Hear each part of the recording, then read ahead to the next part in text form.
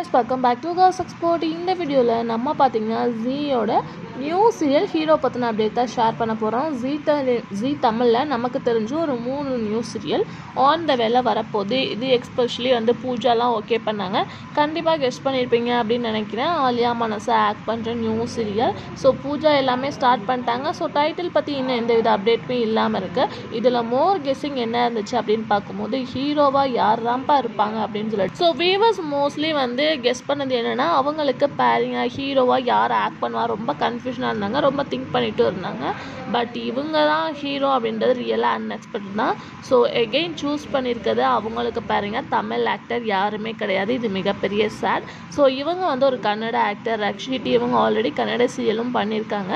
இவங்க ஒரு new faces தான் தமிழ் இண்டஸ்ட்ரிக்கு.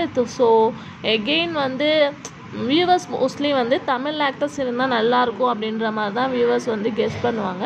பட் வந்து எகெயின் அதர் லாங்குவேஜ் ஹீரோவை செலக்ட் பண்ணுறது கொஞ்சம் சேடு தான். ஏன்னா இப்போ வந்து நீங்கள் பார்க்கும்போது கம்மிங்கில் கூட ஒரு நியூ சீரியல் வரப்போது திருமாங்கல்யம் அப்படின்னு சொல்லிட்டு அதில் வந்து ஹீரோயின் 2 பேருமே அதர் லாங்குவேஜ் தான். ஸோ இருந்தாலும் அது கொஞ்சம் சேடு.